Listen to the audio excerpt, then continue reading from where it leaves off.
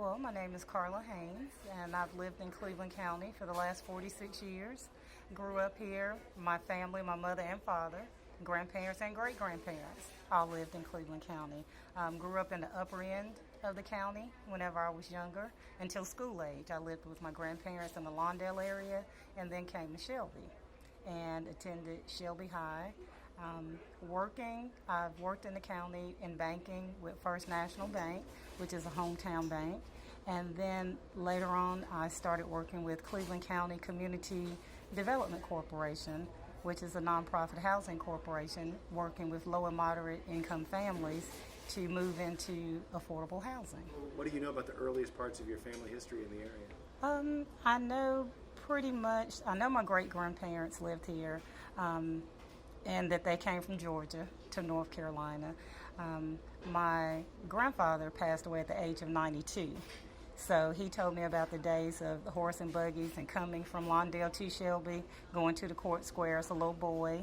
And he actually was interviewed to do a history as far as from the minority perspective and growing up in the county with the local paper. So he made sure that we were all aware of, how far the county has come and how the people work together. So I know, quite a bit as far as, going back to my great-grandparents. What would you say about their life and their ability to make their own way and determine their own living and and raise families?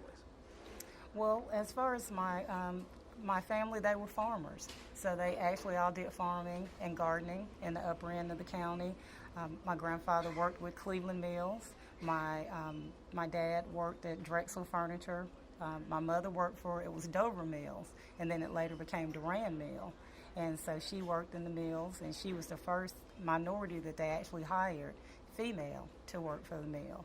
So I got to get her perspective, what that was like to help integrate, the mill system. What did you learn about that? What was the job she was hired for, and how did it go? She was actually hired to work as far as just out in the mill spinning yarn. She later worked her way up to go into the engineering department, so she became what they called a checker. So she would go out and check other people and observe them on their job. And initially, nobody wanted to allow her to check them because she was a minority. So she told me she ate by herself. Nobody would sit at the table with her. She did pretty much everything by herself, but she actually stayed with the company probably until she was like in her 50s and had some health issues and retired. But, some of the people that never spoke to her in the beginning actually ended up being friends of hers and coming to our home. So, What did she tell you about what it took to do that? Did she feel like a pioneer? Did she feel courageous? Did she just sort of, how do you think she handled it? Well, she's pretty modest. I think she didn't really feel like a pioneer, but she felt it was necessary because she and my dad had started dating at 15, got married at 18, and have been married for the last 48 years. So it was something that was necessary. They had two small children, boy and a girl, and, they wanted to give them a good life. And so to have the opportunity, to have a job. And at that time, mill work was the best paying work that you could get. So she looked at that as a tremendous opportunity. Yeah, I've read stories and reports about the 20s, in the 1920s and 30s. There was, it was the cause of one riot when a mill owner tried to integrate his workforce. Was there with their community, your parents when they were young and your grandparents, how would they have known they were living in a segregated community, or did they feel it? Well, they definitely felt it. There were restaurants that they could not go in. As a matter of fact, this was one of them. They could not eat here. They had to go to the back door. There was actually a little window where there was a cutout, and you would go to the window and place your order, and they would hand the food out to you. The Sears building, which is probably a couple of blocks from here, they had a black and white water fountain. So when they went to Sears, they couldn't drink out of the white fountain. And that fountain was there for quite a while. So, it was definitely a line drawn as far as what they could do and couldn't do. Do you have personal memories of any of that? I really don't. When I started school, it was already integrated. So I really, don't remember, any of that. I do remember, my mother coming home and being sad a lot of days when she came in from work, not really knowing what she had gone through, during the day. So I remembered that, but not personally, really experiencing any kind of, I guess demonstration, being actually discriminated, against, by anybody. So. The folks who've interviewed so far have said that the civil rights era in Cleveland County was understated, quite, kind of a peaceful transition. Yeah, I think it was. What's your take on this? I think so. I think, from getting older and just kind of growing up in the area, I didn't really see a big separation between the races.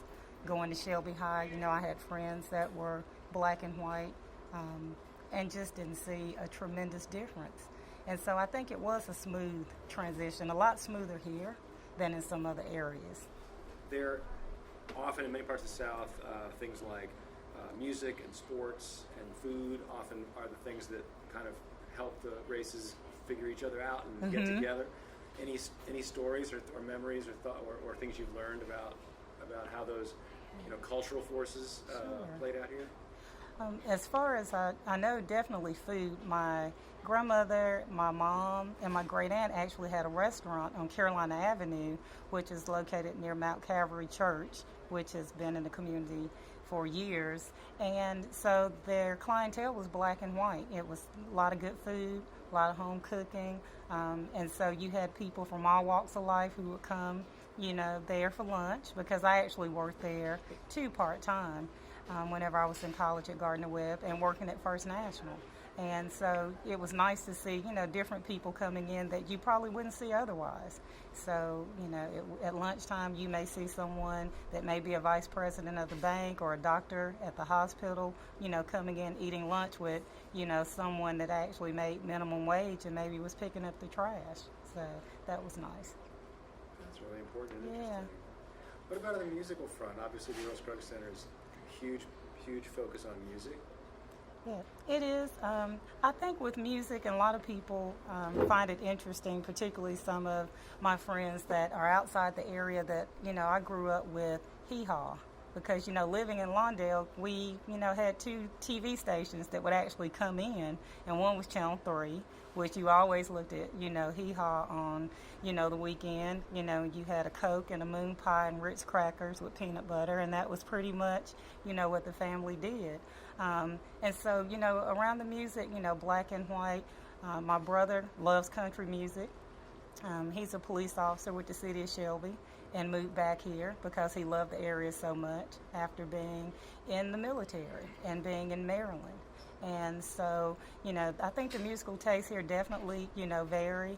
The Crossroads, which was an area where a lot of minorities went, the group McFadden and Whitehead that came up with the song, Ain't No Stopping Us Now, they actually came here to perform. Hollyoak Park was a big area where they held a lot of concerts. So a lot of, R&B, beach music, different things. So the musical tastes, definitely vary. And, even today with Uptown Shelby Association, Mother's Finest actually will be here next Thursday. So a lot of us grew up, listening to that kind of, now it's called old school, music. So they definitely will have a big turnout. Janice, I think she's Barnett, but then she was Sadler. She actually is big on the beach music circuit, and she's from here. So definitely a lot of musical, talent in this area. That's cool. You've named some new names for me. That's great. I feel like I want to touch more on your parents' generation because we're trying to get a sense of how this community has changed and what stayed the same. Mm-hmm. There's a lot that stayed the same. There's a lot about this area that people would have said back then that it's a place with faith-based community, that it's neighborly, that it's small, your neighbors, and things like that. Any other ways you can describe the world that they would have grown, that they would have been young adults in, from your hearing stories? I do remember, my dad is very fair-skinned, has green eyes, his sisters, at that time growing up, his family was actually approached by a white gentleman who thought that my grandmother was actually babysitting and was the nanny for her daughters, and wanted to know, and actually contacted the police and wanted to know why the white kids were in that particular neighborhood. And she said, but, they're not white, they're my husband's children. And he said, well, he must be a fool because he can't be their father. Well, he was their father, and they looked like him because he was fair-skinned too. So, growing up for them, that was a dilemma. Because within, the minority race, there's a lot of, different colors and complexions. And so definitely for my father, he probably had a lot of opportunities, probably a lot easier for him because of his appearance, as far as being in the community. So he was given, I think, a lot of opportunity, and he said that, whereas some other people did not have, those same opportunities. The neighborhood that we moved in, and I think around the 4th grade, was a predominantly white neighborhood. Now it's actually an all-minority neighborhood, except for maybe 2 families that live there. And so that has changed, but it was one of those things when they first moved there, it stayed integrated for a few years, and then after that, most of the people that were not minorities eventually sold their homes and moved, to other areas. And so those things, and then they had difficulty at the bank trying to get financing, so they had to actually put down more money. They had, they felt like they had to jump through, more hoops. But I think it's ironic because I've gone to the same bank and purchased 2 homes. My brother's purchased a home there, and so has my niece. And, initially when they went through a lot to even get financing for their first home. They actually had to carry additional insurance because they were seen as a bigger risk because they were minorities, purchasing a home. So. Now, forgive me, you told me what your dad did, but you kind of ran through it. I'd love to hear more about his professional career. He was actually an upholsterer for Drexel Furniture, and his specialty was couches. He built the frames for couches. And so he was there for a little over 30 years, up until they closed the plant. It was his first, pretty much, and only, job, not counting being a teenager, working at some, little places like the Coca-Cola plant and the RC plant, when he was younger. So he went to Drexel Furniture and stayed there until they closed here. Did he feel like it was a place where he had opportunity to keep doing what he wanted to do? They let him grow? They let him... I don't think that he really, grew as far as trying to move up into, management or anything like that. But it was a production job. So he was making, $25, $30 an hour. So he was happy with that. And when you're on production, you can actually, in some cases, make more than some people in management, particularly if they're on a salary. So he liked that because the harder he worked, the more he made. And he's an extremely hard worker. So he enjoyed that. So I think he kind of embraced his own opportunity by doing it that way. So when the plant closed, was it to coincide with his retirement, or was it a little earlier than when? Tell me about the closure of the plant, because it's a theme, unfortunately. Yeah. The textile industry has closed up shop here in Midland. Sure. Well, it did not coincide with his retirement, but he had planned. So he didn't go to work anywhere else. They started to invest in rental property in the area, and so that kind of became their source of income, in addition to any retirement, because they were able to get their retirement money and, and invest that or take some out. But he probably would have retired from there if they had stayed here. They did have the option to leave and go to Hickory, but at that point, he was in his 50s and did not want to drive back and forth from Shelby to Hickory every day. So, do you remember the plant closing yourself? I do. What was that like culturally, and just the workers themselves, and how did the news break? I think it was really difficult because they kind of phased it. They phased it out, but they kept being told that we're not going to close. So, but we're just going to limit our staff and then start to call people back. So there were a lot of rumors that they were going to actually close. Well, then they ended up selling the plant to another company.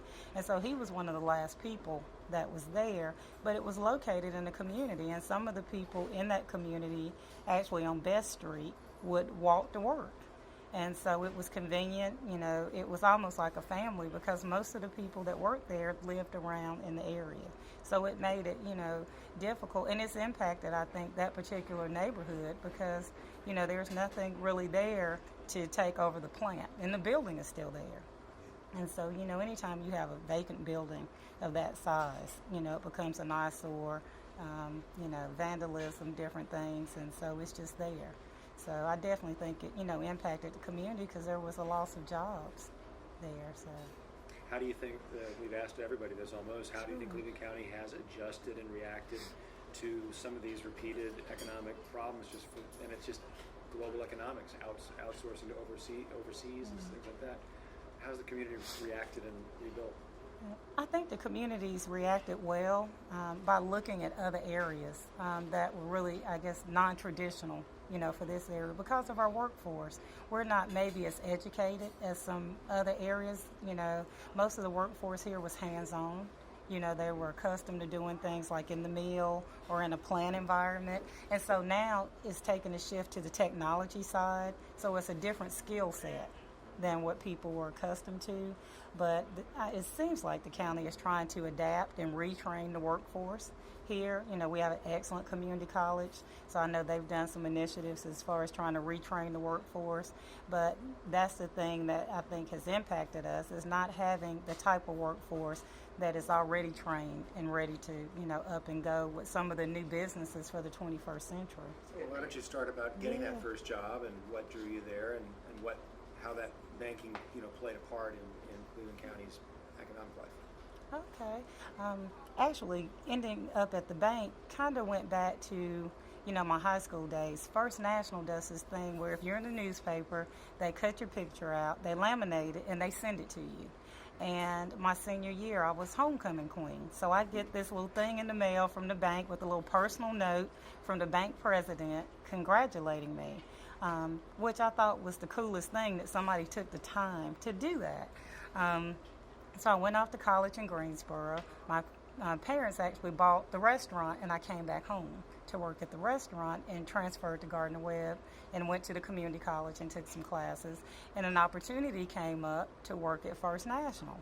So the thing that I remember were, those really nice people that sent me that picture, a few years ago. So I went and I applied at the bank, and I started working there as a teller. Loved working at the bank and the people, and actually my commitment to the community actually started at working at First National Bank because they are really a people-oriented, bank, and it really felt like a family and not just a job. So they allowed me to take my lunch hour, go to Gardner Webb, take class, and then go, come back to work. And they let me do that until I finished my undergraduate degree. Which is almost unheard of. I mean, they really want their employees to succeed and do well, and so they're, just wonderful bank. And a new bank was started, and the directors, actually part of them went to Carolina, I think, and part of them went to state, is kind of what the rumor said, so they came up with the name Carolina State Bank. And I ended up going to Carolina State Bank and working there. And they were equally, a wonderful bank because they were community oriented. I knew, the board of directors, a lot of the stockholders because they had been customers, at First National. And so in working there, the bank president, was wonderful and really easy to work with. And then he really pushed me into working in the community and actually named me to the board of directors at the Girls Club, which was the first board I ever served on. A long time ago, but he really talked to me about the importance in giving back to the community and volunteering. And so didn't know anything about being a board member and expectations and all of those good things, but he took a great deal of time with me, sat down, and said, you have to start somewhere. And I think, once you get involved in the community and become more engaged, then you'll understand, the importance of giving back. And so, after that, it was, just wonderful experience, and I grew because of that. So, what were some of the things that surprised you about the community that you learned by virtue of that work that you hadn't realized? You grew up here, but I didn't know this about Cleveland County. Definitely the need, with the girls club, they served a population that that I didn't necessarily know a lot about, because when the first girls club started, I was in the 7th grade, and it was actually the boys club, and the girls got to go one day a week. And we got to go after, the boys were there. So we didn't have a girls club. And so then actually getting to serve on the board of directors, and seeing all of those girls that were there, and what a tremendous job that they actually did with the girls. And I wasn't really aware of all of the girls, that had need, that were from single parent homes, or maybe, like lower income homes, because they would do cooking classes, they had tutors, they did like a little homework club. They just did so many things that I didn't even know existed. So.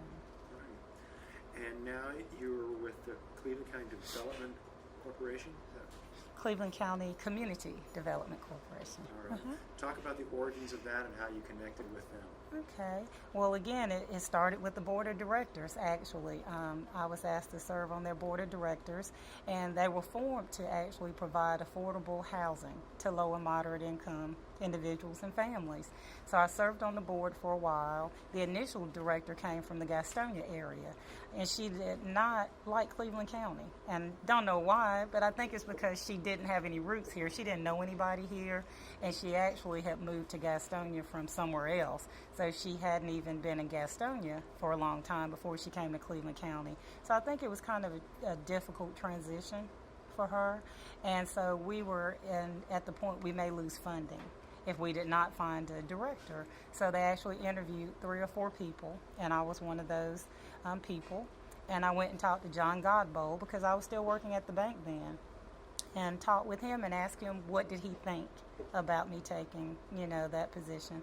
And he said that he thought it would be a good position, and he thought it was a good opportunity, that banking would always be around, and it was an industry that was pretty much here to stay, but it was something that I should try, particularly because of what their mission was, as far as helping, low to moderate income people become empowered through building wealth by purchasing homes.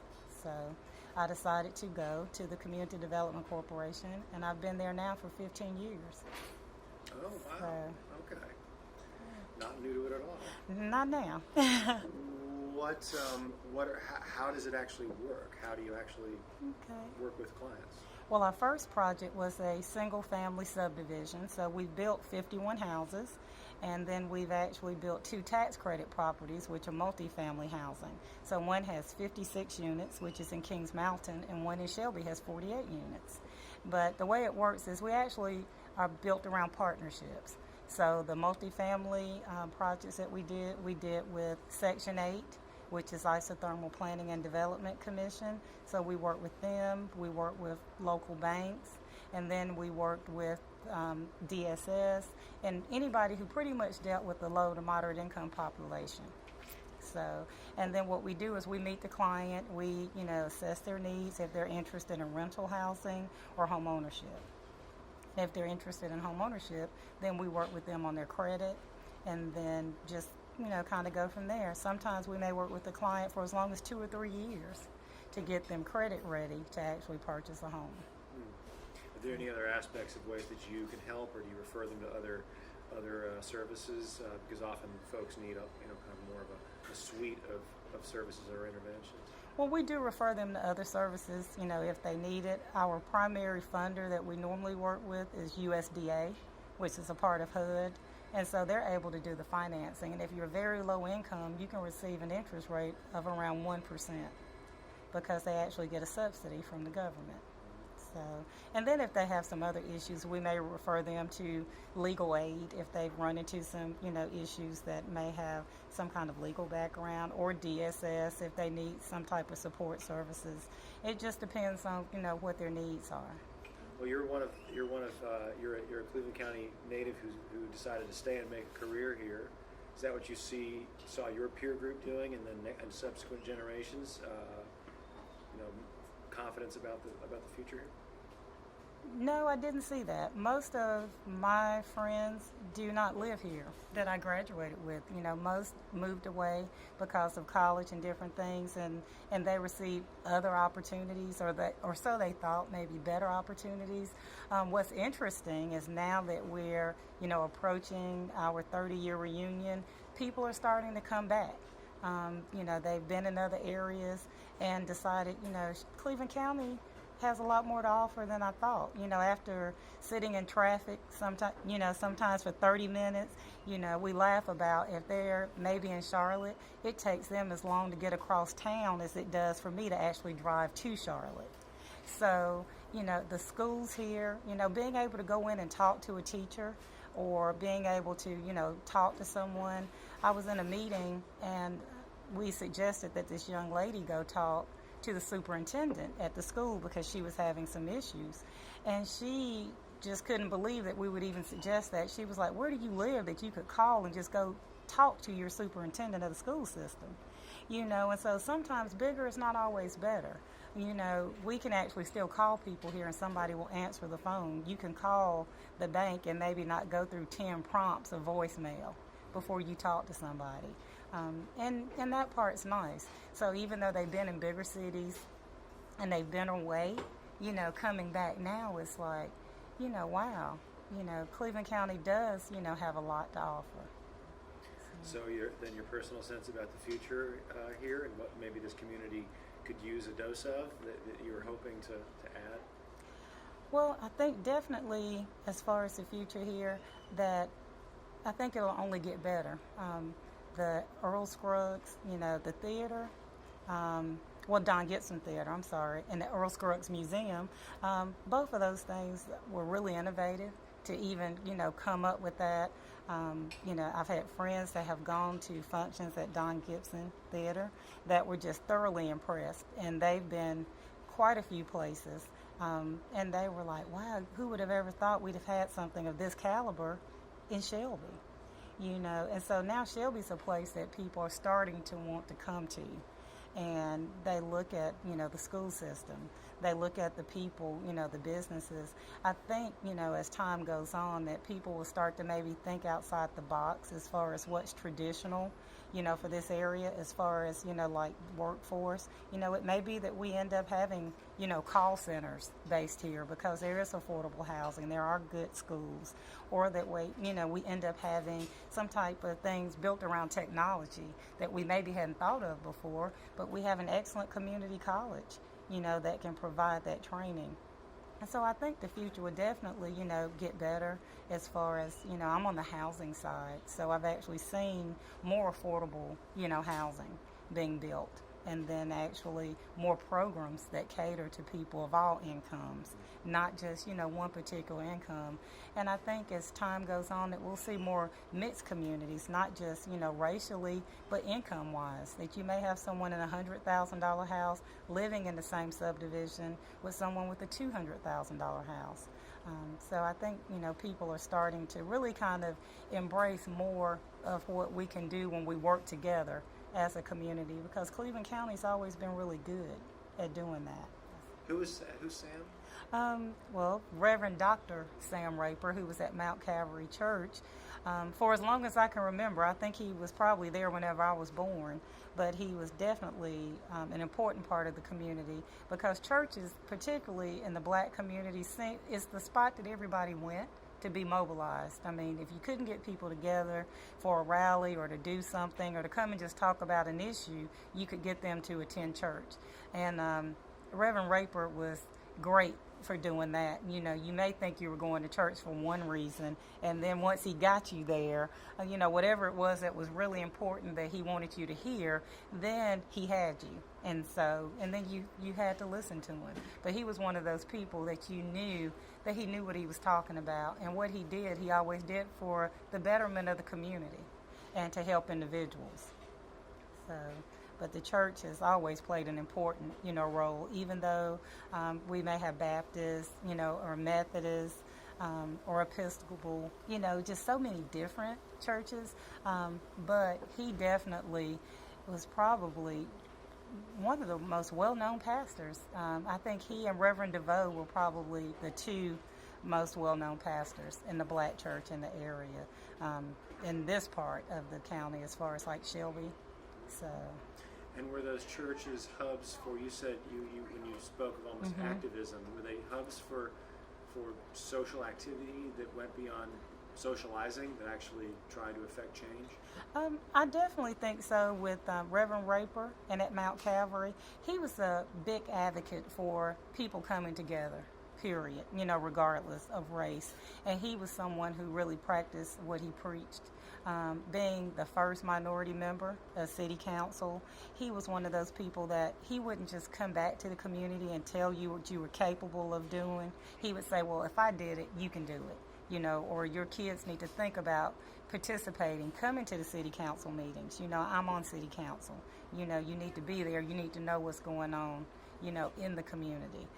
So particularly from, his point of leadership, he brought everybody, together whenever it came to the community. And in his eyes, there was no black or white. Definitely, it was just people. And that's what he stressed, a lot of time. One of the things that he was known for was the transition in the black community, where you went from being black to colored to African American to all these things. And to him, you were just a person. You didn't need, an adjective to really describe, what you were at that particular time. Because he'd always say, I don't know, what are we this year? Because he just thought that was the craziest thing, that we're just people. How often was church when you were growing up? Oh my goodness. Church was, on Wednesdays and then Sundays, but all day on Sundays. African American churches are known for going to church, at 10:45 and getting out at 3 o'clock. So it was pretty much an all day, thing. But, we didn't go back at night because we felt like we didn't get out until it was night, in most cases, because we were there, for a big part of the day. How did folks then finish Sunday? What would happen on that Sunday after this evening? Pretty much everybody, would go home and eat. And, chicken was the big thing, because growing up, like in Lawndale, we may eat vegetables most of the week, but on Sunday, you could pretty much look forward to having chicken. So that was the big thing. And it wasn't, KFC, because people were not accustomed to really going out and doing that. So everybody sat down together and, and had a meal. And then after that, it was just sitting around and looking at TV. And then pretty much you went to bed early because you had to get up, early. So. How big was your extended family? Did you guys get together as a group, large group? Pretty much. My mother has 7 brothers and sisters, and my dad had 5 brothers and sisters. So my dad's family, all of his brothers and sisters are still in the area. My mother's family, her brothers and sisters actually left the area, so they're like Raleigh and Durham, Tennessee, and they actually all became educators. So out of her brothers, 2 have PhDs, one has, the other one has a master's degree, and then the other one works for Duke Energy, and so he's still in the area. But pretty much the women knew that they did not have the opportunity to go to school. They were told, that they need to get married or either find a job or do both. But school was not an option because, my grandparents actually took their money to send the boys to school because they had to be the head of the family. So they needed to make a better living, and they needed to be educated. So that's, Do you think that there's what do you make of the tension between, the continuity of old ways and what's good about that versus, what you're talking about? It kind of runs into a modern concept of what we all should be able to be equal and do what we want to do with our lives. And have you seen that play out in that or in other ways? Yeah, well, I think it's definitely, different, now. My mother has really pretty much always pushed both of her children to do whatever it was that they wanted to do. But I definitely had the advantage of having a mother who was raised that first and foremost, you're a mother first, and then the job is second. So for her, and it was a job. It was never about having a career. Her career was being a good mother, and then the job was something to help support her in being a good mother. But that was first and foremost. So I never had those days that she didn't show up to a PTA meeting, that she missed, a ball game for my brother, or cheerleading for me, or, whatever it was. And so I think the old ways were good, in that respect. And her sisters actually went to New Jersey and had jobs. One worked for the phone company, and then one worked for a bank. And, they both had careers, not jobs. And so the other sister, actually, her husband was in the military, so she traveled the country with him. And so she was a stay-at-home mom.